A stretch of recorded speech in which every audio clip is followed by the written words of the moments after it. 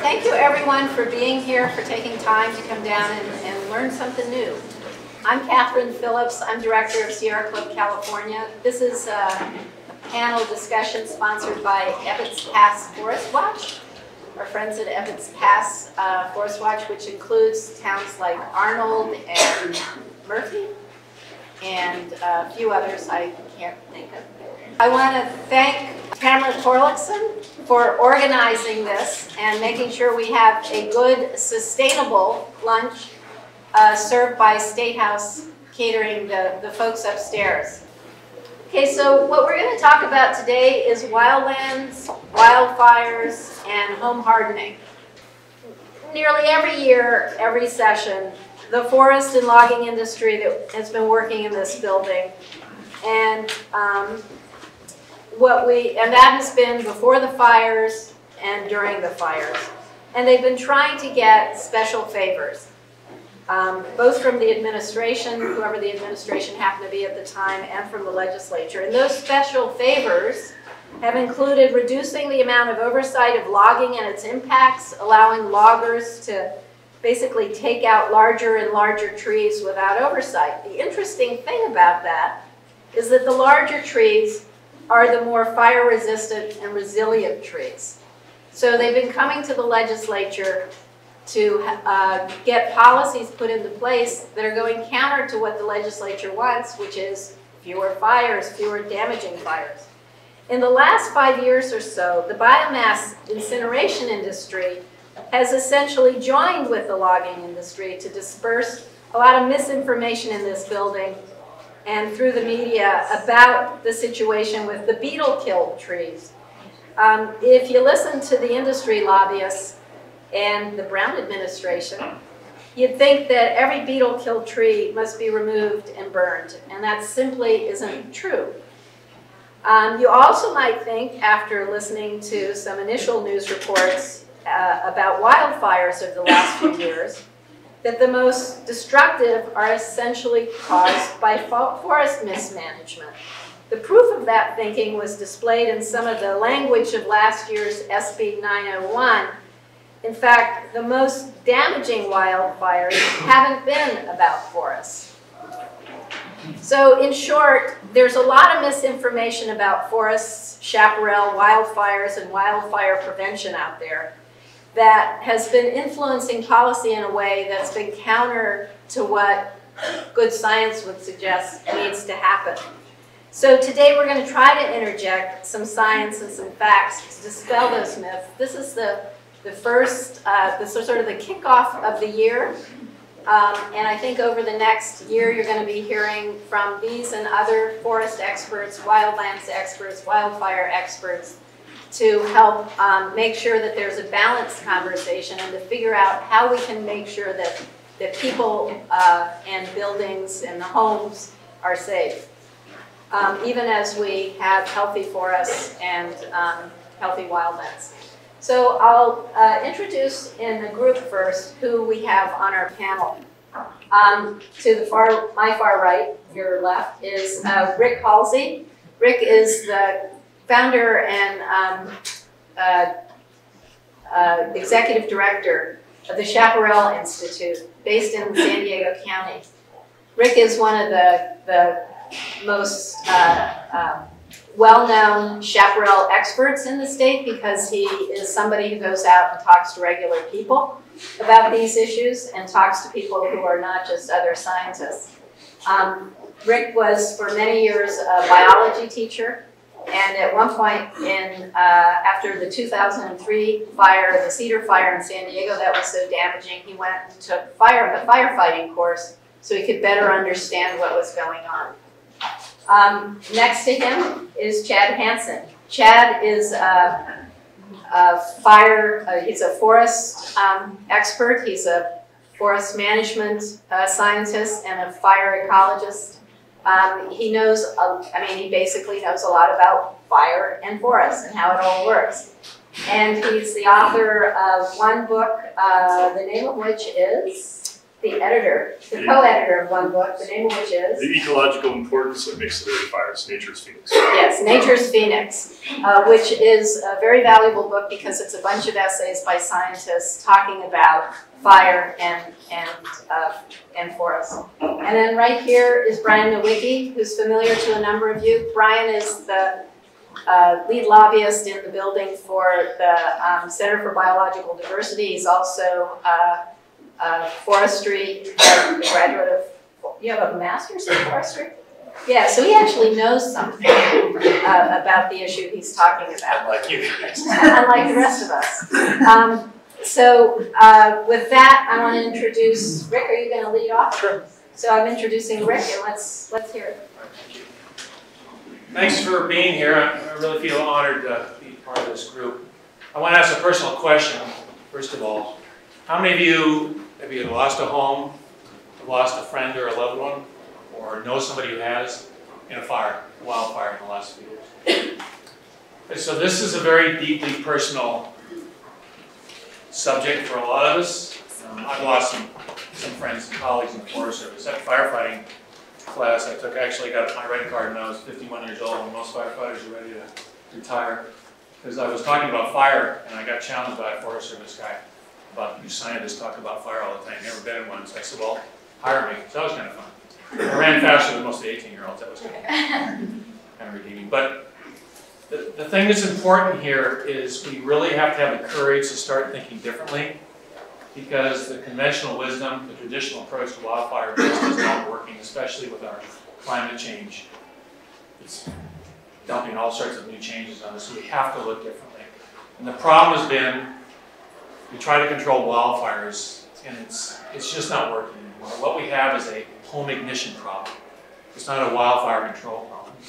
What I want to show you here really quickly is a graphic that will help you understand what I'm talking about. And I'm just going to run through this. I want you to watch it, and we'll discuss it. Try not to get seasick.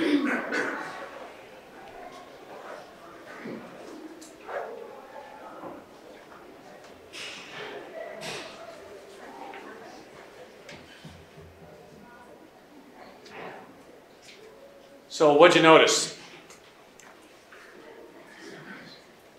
Fire gets caught in the wind and carried. One more time? Fire gets caught in the wind and carried. And what's get carried? You see those little things flying across the air there? Want to see it again? Ready? Embers. What'd you say? Catches embers. Embers, right. So what else did you see about the embers there? What happened to the two before they got to the house? They got landed in the trees. So what's the primary message about protecting your home from wildfires? Clearance, right?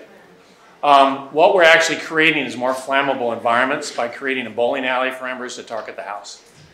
The Australians and Canadians understand this really well. In parlance, what we use, defensible space, needs to have vegetation in there to protect the home from flying embers, because that's the #1 cause for home ignition. So these are palm trees in Santa Barbara. This is during the Hasita fire. That's not an accent light. Those are embers. These trees are one of the #1 causes for homes igniting in a lot of fires. And the other thing you need to consider is urban fuels. So we hear a lot about forest trees and that kind of a thing. It really has nothing to do with that for the most part. I was with a friend the other night that was in Malibu that lost his home. And he was wondering, why do they keep talking about forests? I don't even have a tree in my backyard, much less I'm 100 miles from those forests they're talking about. So the focus has been in the wrong place. And what I want to demonstrate is, would you like to volunteer? You look like So if you can stand over here. Graphic things are really important. Can you kind of hold that tree and one more. You want to try another one? Sure? Yeah. All right, there you go. And then, are you a friend of his, or? Sure. Okay, fine. So just over here. Oh, yeah. Okay. And then hold your hand up the side. These are these little doll houses I bought. They're for train sets. Got a pink one there. Okay. So this is where most of the legislature is focused on. I'm going to walk over here really quick. So I don't, what is that, 4 paces? This is where everyone's dying and where all the homes are burning. So if you'll bear with me, you can sit down actually. Would you like to keep the trees? So this is a, yeah. So this is Highway 101 here, and this is the grassland in front of Coffee Park during the Tubbs Fire. Okay, you just put this right here. There you go. Tubbs Fire was about a mile away from Coffee Park before that community ignited. And why did that community ignite? See that? When you have defensible space that's cleared, is that going to help? It's not going to help. Thanks. Would you like to keep one of the houses for a souvenir? Okay. So the issue here is we're looking at the wrong place. We really are. And I'm hoping in this legislative session that we actually start talking about how to protect lives and property, not about forests. Now, I know forests are important, but if you take a look at that letter that's on your chair, actually, you don't have to. You can look at the board here.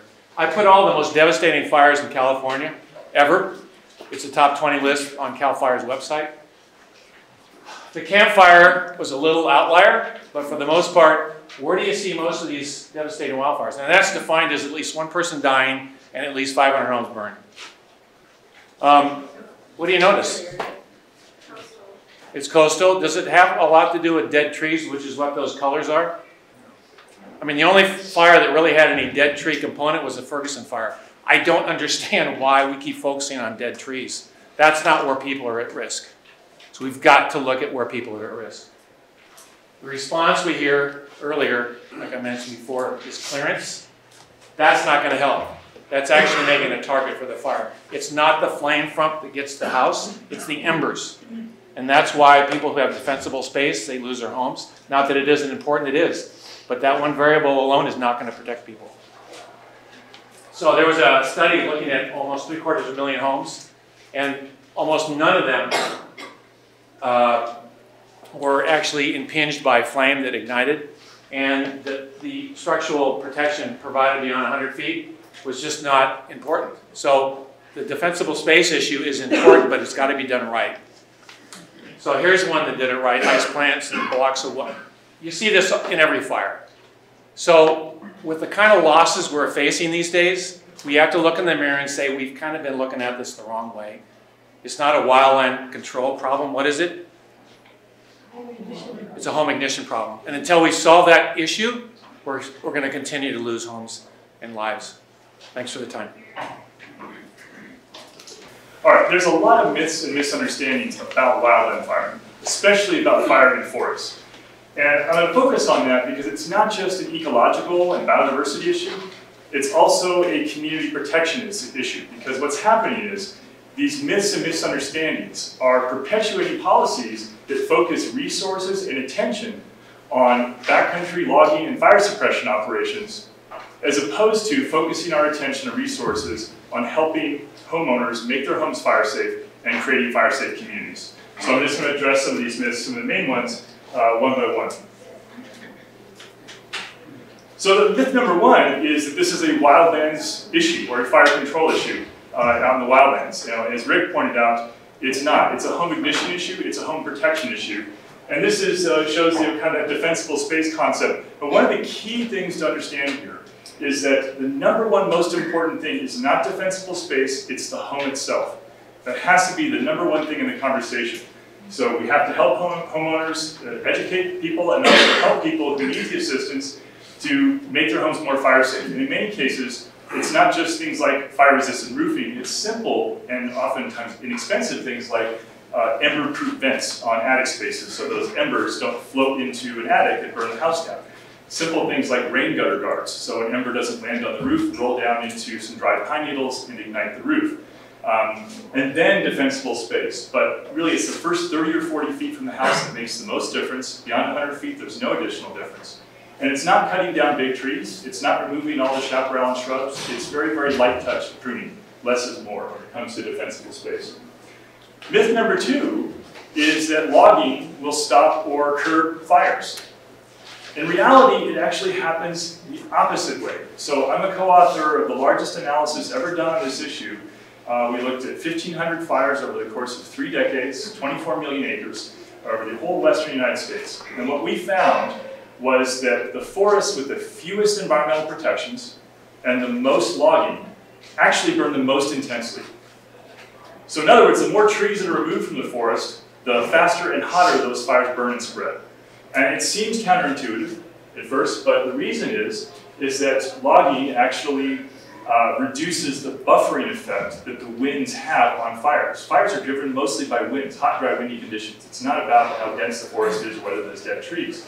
And when more trees are removed, the winds can move through those areas faster.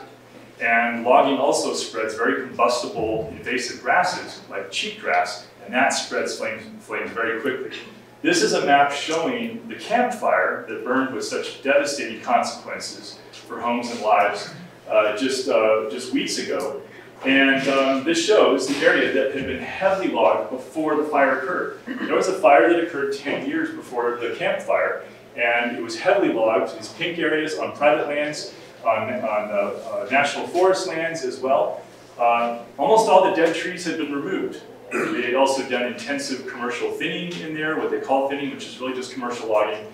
And the areas that had been logged, that's where the fire burned the fastest. It burned the hottest and spread the fastest.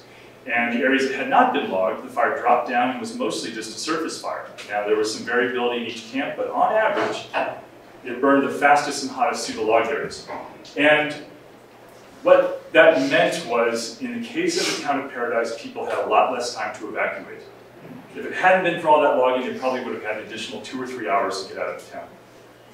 And this is just an aerial image, or a satellite image, of some of the post-fire logging that happened years before the campfire burned.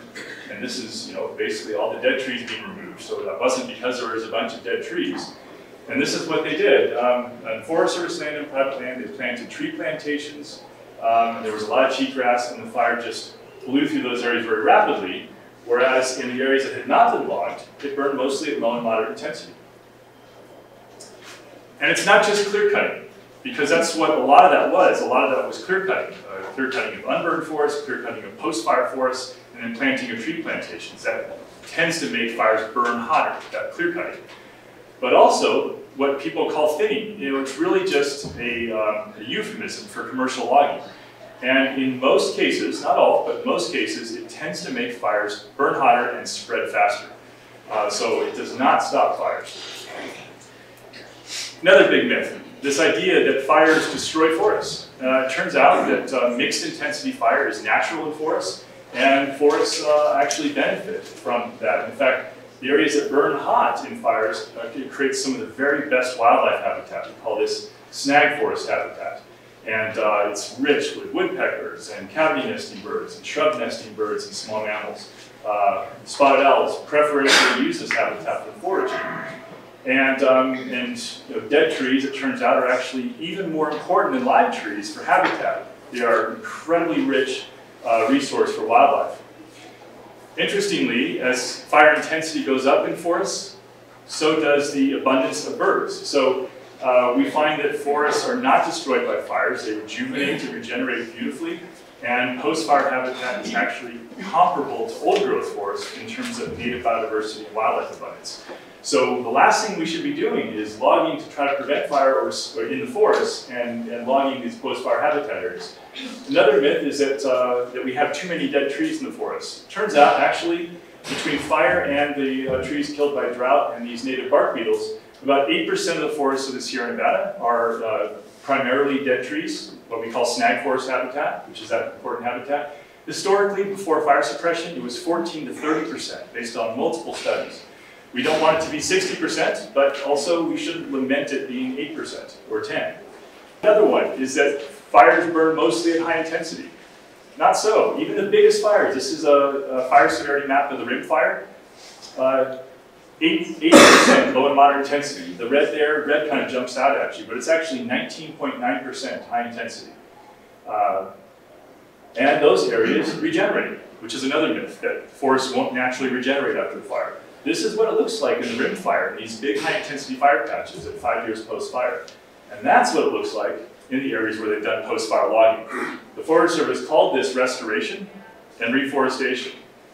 I'll leave you to make your own judgment about whether or not that makes sense based on that picture, which is pretty representative of the way it looks. This is cheatgrass. That's an invasive grass that's spread by post-fire logging. Fires burn very, very rapidly through that. Another one is that fires cause the forest to sort of vaporize and just go up into the atmosphere. In reality, only about 10% of the carbon in a forest is consumed, even in a large, intense fire. And that is, that amount is more than made up very quickly, usually within a decade, by post-fire regrowth and the vegetation pulling the CO2 out of the atmosphere as it grows after a fire. Last key point, this idea that dead trees make fires burn hotter and more intensely. It's actually the opposite. They're about the same for a year or two after fire, but after that, the needles fall, the small twigs fall from the dead trees, and they decay into soil. And it's just like a large log, which you know from building a campfire, you don't put a match to a large log and expect it to burn. Whether it's standing or falling on the ground, they really don't spread flames. There's not much to do that. It's really kindling-like material that does that. And the last one I'll mention very quickly is this notion that biomass logging and incineration of trees for energy is renewable, or that somehow green policy.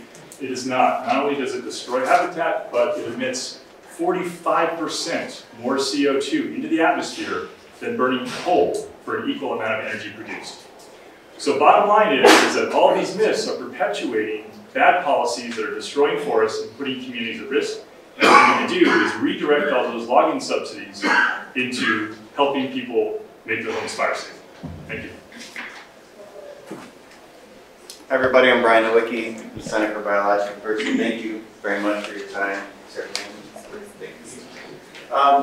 I'm third up, so you'll hear some repetition, but some of this bears repeating. Wildfire is inevitable. The loss of homes and lives is not. We need to stop putting people in harm's way by building in fire-prone landscapes. We need to retrofit those houses already on those landscapes. We need to protect houses and communities by treating the houses themselves, not by cutting forest and chaparral far from the houses. So I'd like to start with a very brief run of a few pictures that show some of the effects of recent fires in California. To show you some of the features I look for when I see these images. Features that strongly indicate some of the policies we're talking about here today.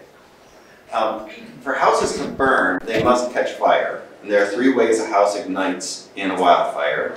Direct contact from flames, the radiant heat from a wall of fire of nearby vegetation or of the house next door, and embers and firebrands, windblown embers and firebrands. So here's Paradise immediately after the campfire. These houses were clearly not ignited by direct contact with ground fire, since you can still see there are green needles on the trees. Nor were they ignited by spreading surface fire, given that we have these very wide surfaces in the roads that are cutting up this that intersect all through this area. So these houses were either ignited by firebrand or by house-to-house spread or both. So I mean, this is just all right, this is Kill Creek Circle. We've seen this already in Paradise. In this photo, you can clearly see there's no crown fire anywhere around this subdivision. Paradise Plaza, off Clark Road. Here we can see not only that there are green trees right next to the remains of houses, so it wasn't a crown fire, but here you can also see the green lawns and landscaping after the houses had burned. So these weren't burned by surface fire or understory. Taking it one step further, here's a home from Wrigley Valley near Santa Rosa after the 2017 Tubbs fire. Here the house is surrounded by a vineyard, which is unburned, and no adjacent houses for a house-to-house ignition. So the case couldn't be clearer that we're talking about an ember ignition. Santa Rosa by Fountain Grove, and what I want to draw your attention to here are the brown needles in the trees that are right around the burned homes. And a crown fire moving from tree to tree would have consumed those needles. We would be seeing just black branches at that point. So these trees were burned by flame. And another point I wanted to make here was that after some of these trees are removed, when the rebuilding gets underway, that you won't be able to tell it wasn't a crown fire. That now is the time where you can see that once you remove the trees that it's a lot harder to see what would happen. And then the last one here, here's a Ridgewood Mobile Home Park in Paradise. And here I wanted to show you the trees that are in the middle. And you can't see very well probably from the back, but on many of these trees you can see that it is burned, browned, and black on the underneath and the lower branches, but the higher branches are still green. This indicates that those branches actually burned from the heat, the fire coming up from the houses as they burned. The houses burned the trees, not the other way around. This is a photo from the 2017 Thomas Fire north of Ojai. Now this fire burned overwhelmingly in chaparral, not in forest. And here we see a fire moving shrub to shrub through the chaparral. And there's two things. First, there is no forest here. This is all moving through chaparral and scrub oak down in the lower lands. Second, unlike a forest, any fire here is essentially a crown fire because your crowns on the shrubbery extend so close to the ground that any fire coming through is a crown fire. You don't get that same distinction or have the same ideas about what you can do with thinning of chaparral. So picking up on that chaparral example, here's the edge of development in San Diego County. Here's the edge of urban development. And here, right there at the edge, here is Otay Ranch, one of 9 developments currently in planning in San Diego County, 4 already approved, that would place 15,000 new houses, meaning 40,000 residents in fire-prone wildland chaparral. And because of the terrain, you can see that it's mountainous terrain, there'd be limited access in and out, limited number of roads that they can build for evacuation routes. While wildfire is inevitable, the loss of lives and homes is not. We need to stop putting people in harm's way by building out into fire-prone landscapes. And we need to retrofit those houses already on those landscapes. Homes burn because they're flammable and are built on fire-prone landscapes. Most structures ignite during wildfires because big fires are wind-driven fires, and those winds send embers over roads and fire breaks as far as a mile ahead of the fire. This is from CAL FIRE, saying you treat the area, we've already been through this a bit, we're treating the area directly around the house and out and treating it out to 100 feet. It does not mean clearing it to 100 feet. The point is that radiant heat from a wall of flame, if you were to have one, of a wall of flame of surrounding fire, cannot ignite a house with that radiant heat from more than from 100 feet away. And then here's a more complicated one that gets into all of the different ways that we should be protecting the houses themselves, and that's what we'll be talking about here today. So here the main things to point out we've already talked about. That's roofing material, that is covering up the vents, and one of the more exciting things that is finally becoming more popular, the external sprinklers. One more thing to show you. So we need to understand that cutting trees in the forest anywhere outside of the ignition zone or defensible space does not protect houses. Here's a section of the high hazard zone map currently being promoted by CAL FIRE and the Fire Management Task Force. It has 22, these are areas that are tier 2 high hazard zone. There's 22 million acres of California forest that's designated by this map as high hazard zone. There's 33 million acres of forest in California. So 2/3 of all the forest here in California is designated as high hazard zone. So number one, this completely misses the focus that many homes where we see losses of life and property are happening in chaparral where there is no forest. And two, the way to protect homes is to treat the houses, not to designate 2/3 of the state as a priority. But that makes it meaningless. I want to give you a look at just one of those things, those little polygons that were in there that were pink. Now, this is one example of a high hazard zone. This is a photo in Kings Canyon National Park, looking up Lewis Creek, obviously toward the ridgeline. Everything in this picture is high hazard zone, according to that map. And this is hundreds of acres that have no trees on them at all, or hardly any. We've got hundreds of acres that are under snow, or just rock and ice at the top. And all of it, we have some dead trees. These were killed by a deliberately set managed fire by the Park Service that they ran through several years ago. And all of this is designated as high hazard zone, even though we're talking about in a national park and in a wilderness area. This is obviously not where our focus needs to be. Focus needs to be on protecting houses and communities. Thank you. Thank you.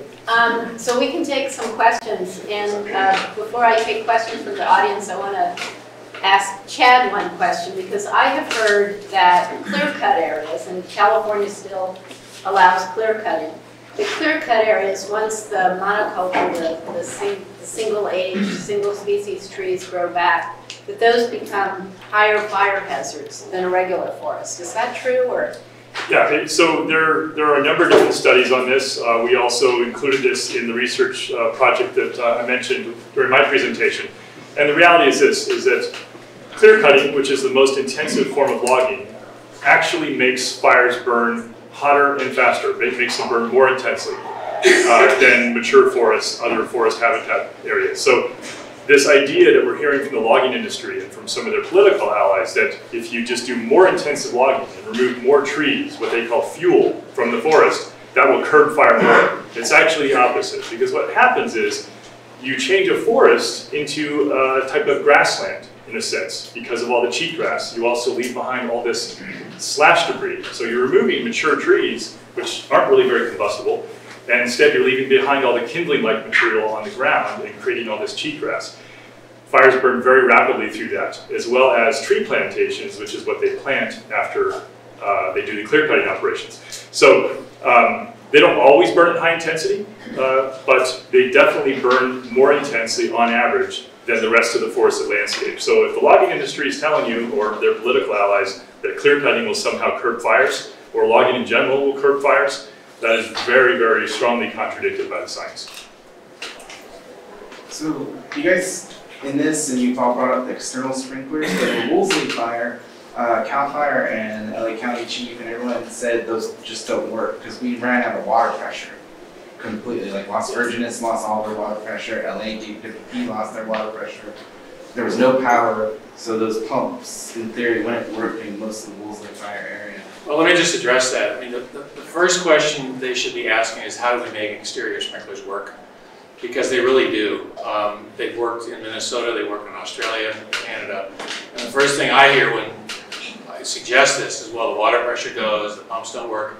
They've got to be completely independent. You've got to have your own tank, your own water pump. And in that letter, there's a couple examples of companies that actually have done this. And FEMA supported a grant in this Cook County in Minnesota.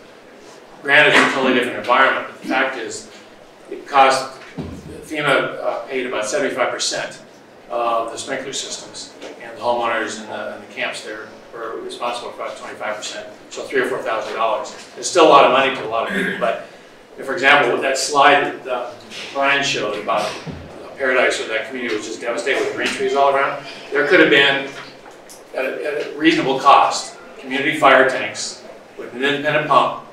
When this fire is coming, you hit the pump and it starts saturating the area, hydrating the place. And this is what saves homes all the time in Australia. But how do you power the pump? You've got an external, yeah, you can't be on the grid because the grid's there. So you've got your own gas-powered pump, yeah. And you got to test it every year. But you know, if you live in a fire-prone environment, that's just what has to go with the territory. So they really do work. It's just that you're confronting a new idea with a paradigm that doesn't think that way. Multiple homes, especially on the ridge in Ventura during the Thomas fire, it was horrible to watch them ignite because they just ignited one at a time very slowly. All they needed to be was hydrated. It's not the answer for everything, but it can work. Yeah, I wanted to touch or expand on something that I think you mentioned briefly, Chad, about I think you said that density wasn't maybe as related to the intensity of fire as maybe some folks have said. So first question, I've heard that the density that we have in the forests has gone from tens of trees an acre to hundreds of trees an acre. I wanted to know if that was accurate. And then I wanted to know what characterizations can we make about a fire that burns in a density like tens of trees an acre versus a fire that burns in hundreds of trees an acre? Right. So I'm going to stand up just as so folks in the back can hear me. So really good questions. And first off, I have a fact sheet on the table outside that has some key points covered, including that one, and scientific citations on those. So if people are interested in that, check it out. All my contact information is on there if people want to ask follow-up questions. All right, so to answer your first question, no, that's not true, that historically it was just dozens of trees per acre or tens of trees.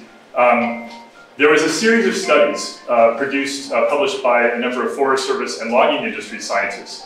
And what they did is they went to these historical data sets and they said, oh look, you know, we found these historical Forest Service surveys from 1910, 1911, like a century ago. And they found that there was only like 40 trees per acre. And that's what they've been saying, and that's what policymakers have been saying. Well, my colleagues and I spent long days and hours in the National Archives looking at these same historical records and going through all these old boxes, the century-old Forest Service records. And it turns out that most of the data were not included in these Forest Service studies.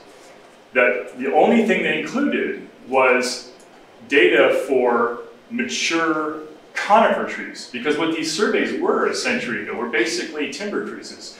They were looking at areas they wanted to log, and so they didn't include small trees, they didn't include dead trees, they didn't include oaks, or aspen, or willow, you know, they didn't include anything that was not a conifer. And when we included all of those things, all that data that they missed somehow, what we found is that the historical density in ponderosa pine forests was 7 times higher than what they reported. And in mixed conifer forests, it was 17 times higher. Now, density, we also found that density historically was highly variable. So not all the forests were dense, and some of them were very open, they were low density, mostly because they had burned recently, or there was a drought and some of the trees had died from native bark beetles. Some were incredibly dense. But the idea that somehow our forests, they were all open and park-like historically, that's not true at all. And I have citations to my research on that. We published that paper earlier this year. With regard to your second question, do denser forests burn more intensely, or is that really the issue? Because of high density, because of dead trees? No, actually, the overwhelming majority of fire behavior is determined by weather and therefore climate. It's about hot, dry, windy conditions. That's what matters the most. The second most important factor is topography. Steep slope will make fires, climbing up that slope, they'll burn hotter. Beyond that, there's really nothing else that is important enough to even be part of the conversation relative to those two things. And so that's where our conversation needs to be. It needs to be on those factors. What we found is in multiple studies, and this is consistent with our research too, is that the densest forests, the forests with the least amount of historical logging or no logging, the forests that haven't burned in a long time, they still burn mostly at low and moderate intensity. And higher density of forests is a very, very poor predictor of fire intensity. But what's consistently a high predictor is hot, dry, windy conditions. So that's really what it comes down to. And that underscores this notion that we shouldn't be trying to stop fire out in the forest with chainsaws and logging projects. We're not going to do that. We're just going to damage forest habitat. We're going to waste a lot of state and federal resources. We're usually going to make fires burn hotter and faster. And we're going to divert resources and attention away from creating fire-safe communities where those resources could be used to save homes and lives. Back there on the... So, one thing that I find difficult is if we have technical experts that disagree to the science, for example. And I and a number of people in this room about a year and a half ago went to Sage Grouse research station. Yeah, Sage Hen research station about trucking. Because you see researchers, and the takeaway message I got from there was again that forests are overgrown. There's more trees than there have been historically. And so I appreciate you mentioned you have citations, but it's hard for me, for example, to go through that and make sense of it. But are you familiar with the work they did at Sage Hen and why their conclusions are so different than yours? And you did explain it just now somewhat, but I would presume that you see research, you can present your work to and show citations, and then you have some kind of agreement. Can you explain why there's such a difference in findings? Yeah, that's a really good question. So first thing to understand about Sage Hen, and I know Sage Hen well, is that it's a very, very small area. At the landscape scale, it's tiny. You can select any given small area and show that it's much denser or much less dense now than it was historically, because the fact is forests are dynamic, they change. They grow denser, they have fire, or there's a drought and some trees die from competition and drought stress, and then they become less dense. So they're always going through cycles. You have to look at these things at the landscape scale. You can't look at them at the plot scale or at the scale of a small area. So that's the first thing. The second thing is, I know all those researchers. I know all those folks, and they know me. Everything I was reporting to you about the study that we published, and it's not the only one, but it's just the most recent. All those findings, those are uncontested. So we actually went back and forth in the scientific literature with those exact folks you're talking about, and sort of teased out what we agree on and what we don't agree on, what there's still dispute about, what there isn't dispute about. Those things that I was reporting, they're not in dispute. So it's an established fact that there was a lot of data that was simply left out of those earlier analyses. And I think their response now is, oh, well, we didn't mean to imply that there weren't small trees, or that there weren't dead trees, or that there weren't oaks or other things. We were just reporting the trees that were included in those early surveys. And so that's fine as a clarification, but the reality is that we don't disagree about this, is that the other thing I'll mention too is that there's a totally separate group of researchers that published another analysis. They used a different early 20th century data set from almost a century ago, compared it to current data, field data, and what they found is we have slightly more small trees now than we had a century ago, but fewer medium and large trees. Overall, we have less biomass in our forests in California now than we did a century ago. And mostly that's because of the impact of many decades of logging.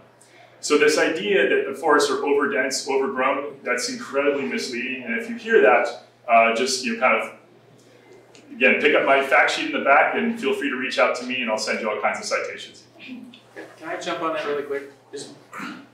This conversation, there's two of them going on, right? There's one about forests, and they're important.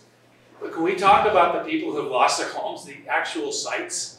Because the forest conversation takes away direction from what's really causing people to die and their homes to be lost. That's where the conversation needs to start. And then at lunch we can talk about the trees, seriously. Because the number one job for government is to protect its citizens, right? And when you're spending all this money and all this conversation time on the Sierra Nevada forest, which is an important issue, but it doesn't override the lives and property for people. And that's really where the conversation needs to be focused on. Back there, I saw your hand, is it still up? I was hoping you could speak more on the wind. I heard one of you folks talk about how wind exacerbates the issue, and we're saying that a unmanaged forest where we're leaving the dry debris in the forest is stopping the wind somehow, and you're saying the clear cutting makes it more possible for wind to come through, right? Is that, so I was hoping you could speak more on the moisture, the humidity in these forests, and how, once these big mature trees fall, that's when they start to lose moisture, that's when they become dry debris. I was hoping you could expound upon how leaving those forests the way they are will stop that wind and prevent the embers from getting to these fertile homes. Sure, that's a really good question. Before I answer it, I want to underscore and support the point that Rick just made, because this is why all these issues about forests and fire ecology and fire behavior in forests, they're all really important in their own right. In the current context, when homes and lives are being lost, the reason I'm emphasizing these right now is to underscore how important it is that we not focus on those things, because we don't need to worry about them, right? In other words, we don't need to worry about what fire is doing out in our forests. It's doing really important, beneficial ecological work. We actually have a deficit of fire in our forests. In Chaparral, we have too much fire, because it's close to homes and there's a lot of unplanned human emissions. Out in our mountain forests, we have less fire now than we had a century ago before fire suppression. We have unnaturally low levels of fire. We have fewer dead trees now than we had historically. The dead trees we have, they're a really important habitat. Lots of wildlife depends on them.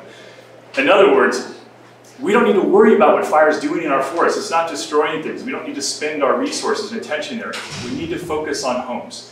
Most of which, the ones that are at risk, are not even in forests or near forests. So I just wanted to preface my comments with that, because that's so important to understand. But again, just to get back to some of the misconceptions, you're exactly right. What happens is, in denser forests, On the one hand, there's more biomass, that's true, and there can be more down logs, there's more trees, but what happens is that those trees and that density of forest actually makes it difficult for the wind to pass through those areas. The technical term is mid-flame wind speeds. It just cuts them down, cuts them way down, because there's just so many trees that the wind's running into. It's a buffering effect. It's almost like a semi-permeable wall in a sense. And when the winds are cut down, the rate of the spread of the flames is cut way down. When the rate of the spread of the flames is cut way down, usually the flames are lower to the ground. Now, not always. Obviously, forests can burn more intensely too. That's natural. But on average, fires will tend to burn more slowly through denser unlogged forests. The other thing, and this is, you're also correct about this, is that in forests that are dense, that have a high canopy cover, there's, the microclimate is more moist because you have more cooling shade of that forest canopy. And so the understory stays more moist later into the fire season. And everything is frankly more moist. When logging happens, whether it's what they call thinning, which is really just commercial logging, or clear cutting, everything desiccates, it dries out. And so not only do you get hotter, drier conditions, which is more conducive to the spread of flames, but you have more sunlight reaching the forest floor, baking the ground, and spurring the growth of combustible invasive grasses like cheatgrass. And it's a self-reinforcing cycle.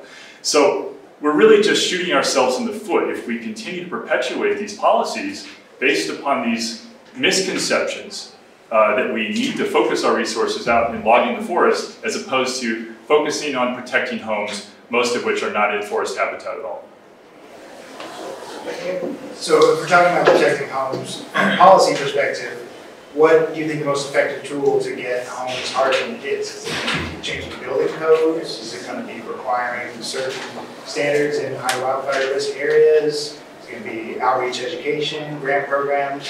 What would you suggest? Yeah. Can I just start with that one? So again, there's even when we finally get the focus on homes, and obviously you're hearing that our main point here is to draw the distinction between the discussion about the bigger landscape and the discussion about home protection. But even when we're talking about protecting homes themselves, I think you're picking up that even there's multiple issues. There's stopping people in harm's way by continually building out into that landscape. And on that one, obviously we're talking about things like building code, not to mention zoning issues.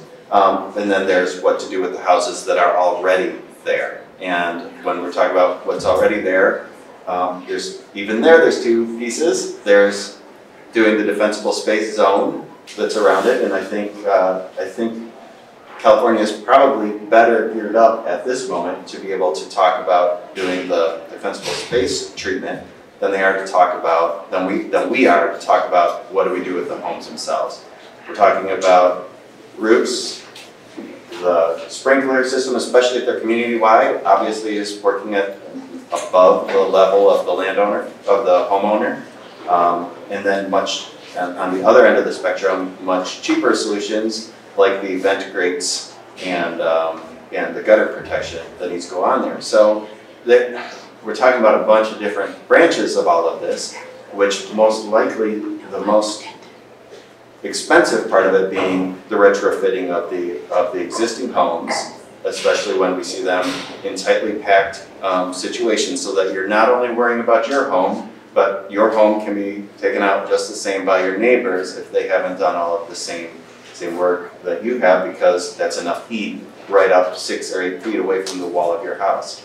So yes, that's the conversation that we're trying to open up here. We can start having the policy debate on how we move those monies and who are the right agencies and how we're going to do that. The main point we want to have, number one, draw those distinctions, and number two, that we currently do not have an agency structure that actually is able to focus on these. We have a lot of agencies that are looking at different aspects of that and on their own turf, but we do not have an agency at the state level that is able to be looking down at these home ignition issues.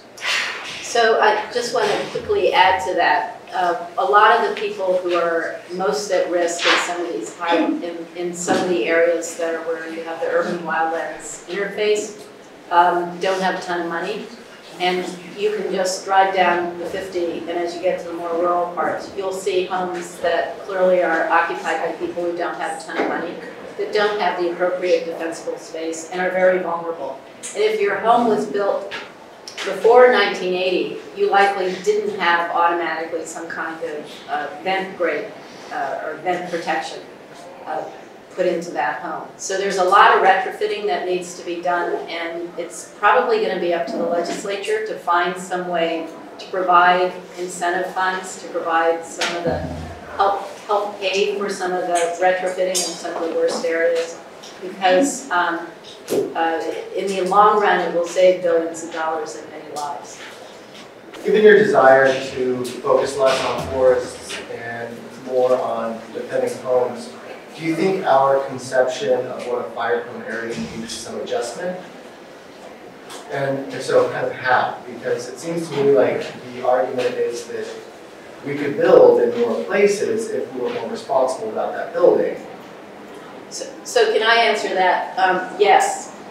We need to think, and you know, the governor has just assigned CAL FIRE to look at what is the wildfire management plan for the next, and they have to do it in 45 days.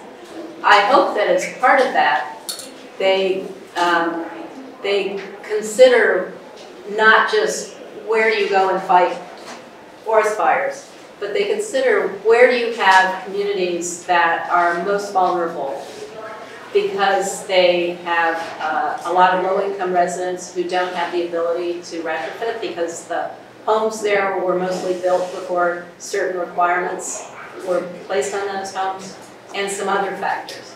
So I think we need to change the way our agencies think about fighting fire and where they should put their emphasis on home hardening and what communities need, you know, where you're going to get the most bang for the buck, because you know these communities are most likely to be hit.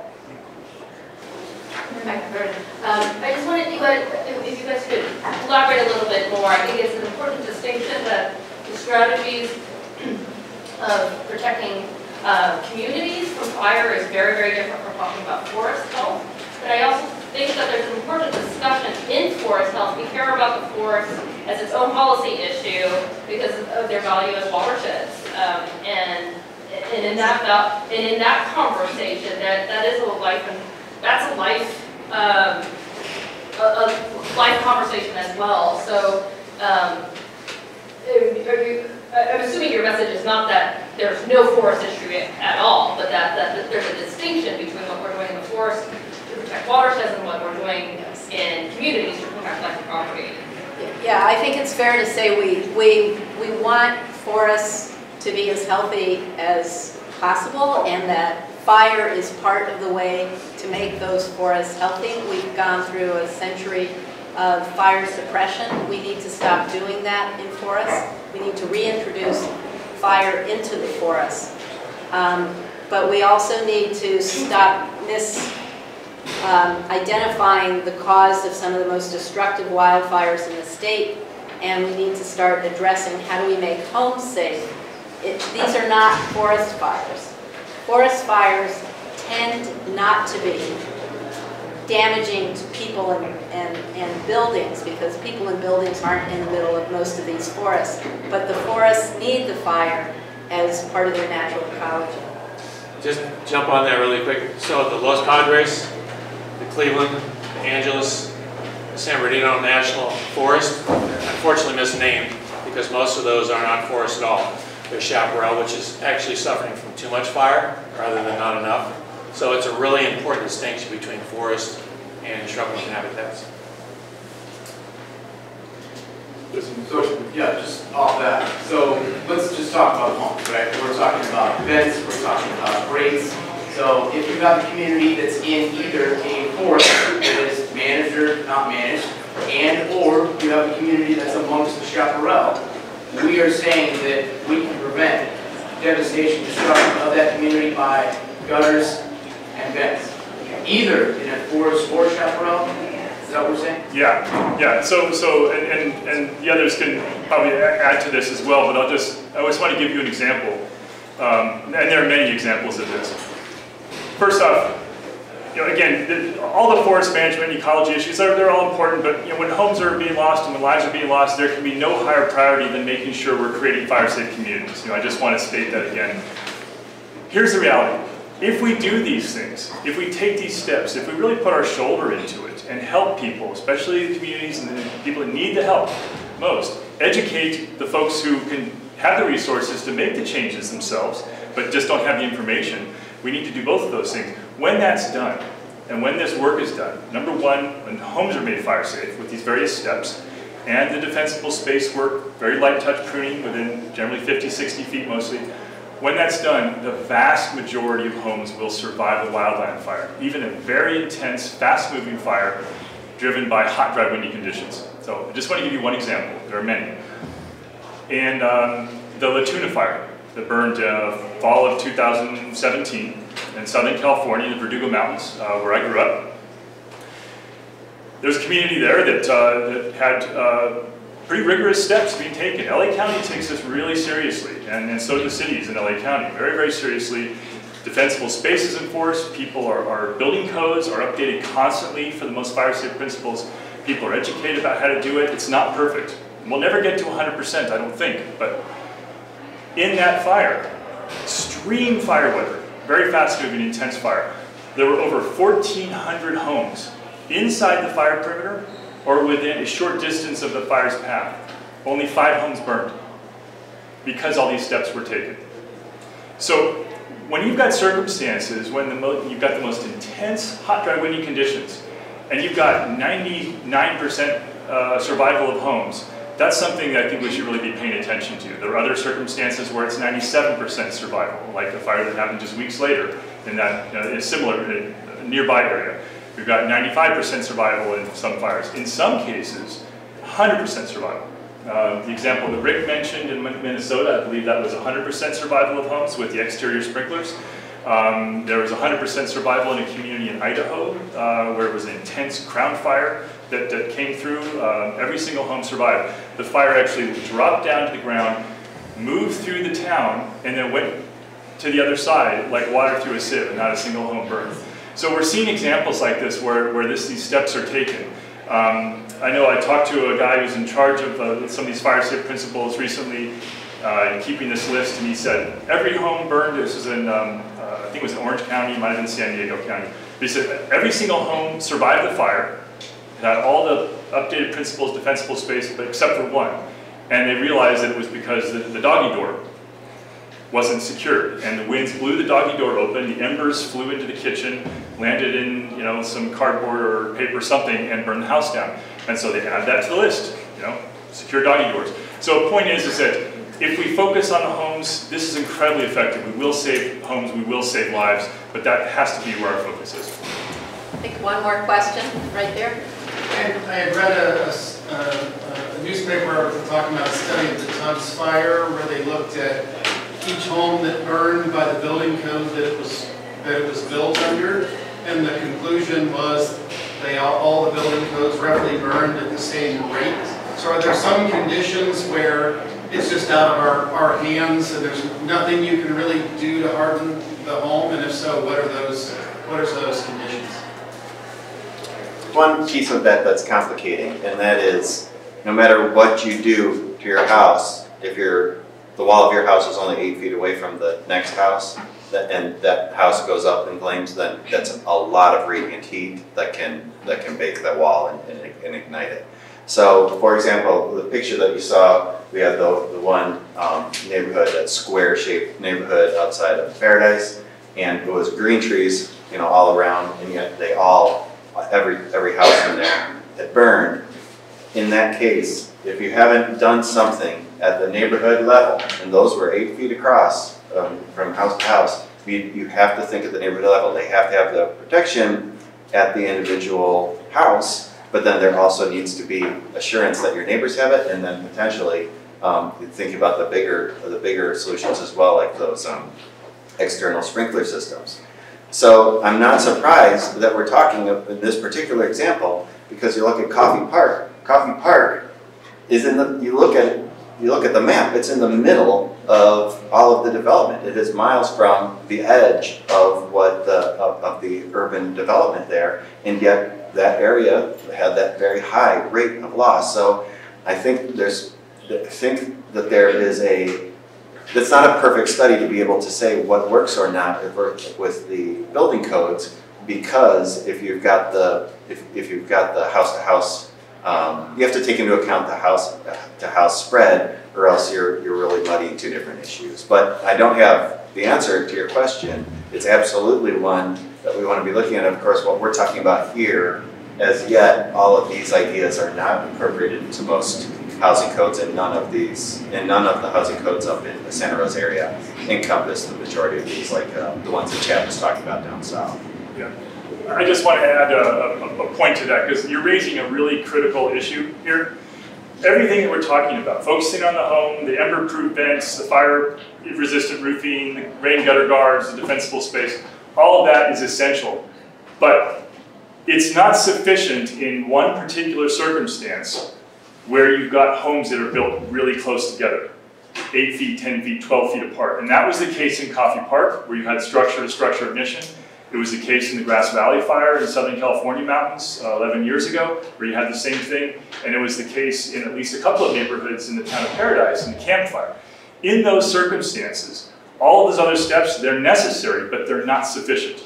If homes are that close together, one additional step needs to be taken, which is fire-resistant siding. Now, some people have the resources to do that themselves, some people need the assistance, but we need to focus on that, because in those circumstances, if one home burns, it's going to burn the neighbor, and the neighbor is going to burn the next neighbor, etc. It's a fixable problem. There are products like Hardy Plank, for example, which is like a cement composite. It looks like wood, but it's not. It's fire resistant. If those fire resistant, or there are other products too, but if fireproof siding had been put on those homes would not have burned. In Coffey Park, in Paradise, as long as the other steps were taken. And so it's just another overlay, but I'm glad you raised the point, because it really is critical. I want to thank everybody for being here and listening to us, and thank you for the work you do every day in this building. It's going to get crazy in about August. If you need any additional information, there is some great information out on the table out there. Folks can be around here at this table to answer if you have additional questions.